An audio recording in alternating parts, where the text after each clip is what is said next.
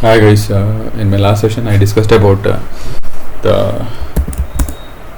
the memory leak detection techniques when Valgrind is not helpful, because Valgrind hogs memory and it takes around 90 MB of runtime memory. Okay, so I had told that I will add the size information and the backtrace information which caused the leak, and also whether it's freed or not, that information to the list node. We had the, let me show the list.h. okay, this is list.h where I'm having a status, pool status, which tells whether it's freed or not, and the size of the memory which is allocated within this node, and then the backtrace information.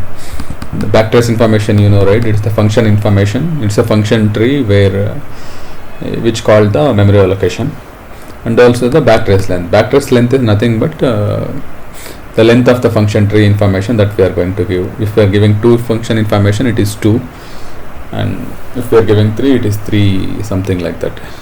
Okay, so we modified add to list function where we added one more parameter as size to store the size. Okay, let me see this add to list function.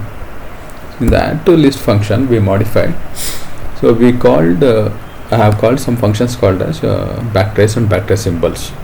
So we know that add to list. Okay, let me show you my malloc.co.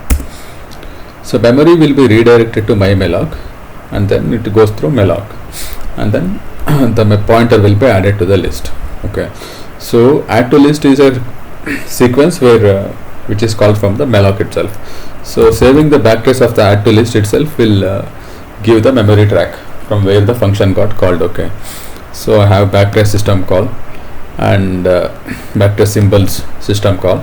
Finally, don't worry about all these things. Finally, the strings, which is a 2-dimensional array, will have the backtrace information, the function information. Okay, so you can see that once I call this will get filled with the backtrace length. Okay, so I'm copying the backtrace information which is in the strings to bt, which is my member.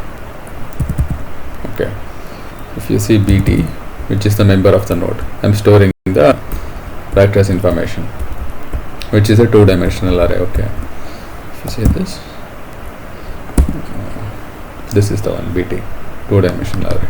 It's array of strings. Okay, so backtrace information is stored, and then while printing, I'm printing the bt information as well. Okay, I'm printing the bt information of the unfreed pointers. This is well structured memory management, right? Okay, let me test this code. Okay, this code compiled successfully and I have tested this, but I wanted to show you this. Let me redirect the output of this code into a log. Okay, log. So before that I want to show you the test code. Okay, in my test code I have the main function in func.c.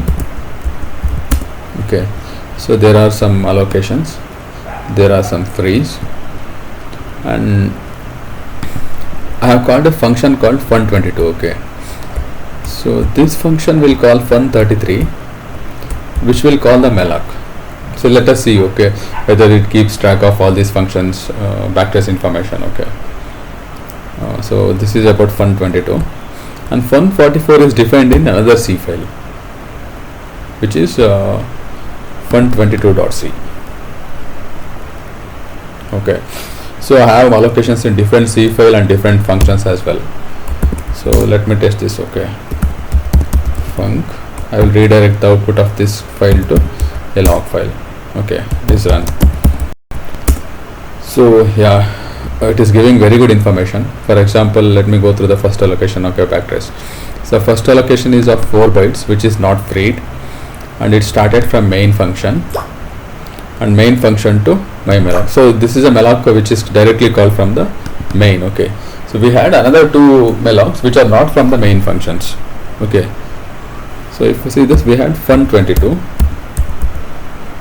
Okay, if you see this, it started from main and then went to fun22, and then went to fun33. Finally it went to malloc. So the allocation is from fun33. So we got the allocation where it is from. So we are keeping track of the backtrace information as well inside the singly linked list node. Okay, let me see fun44. Okay, yeah, we have fun44 also. This is the last allocation that we did. So main function fun44, which is in the other file, and then it went to malloc. So we got the good backtrace information, which is in other file. Okay, but my aim is to get the file name as well. Here it has not given the file name, it has given the function names. Okay, I will try to do that in the next upcoming sessions. Before that, I want to run this program on the Beagle board. Okay, keep watching. I will post the video on the same test case on the Beagle board. Yeah, thank you.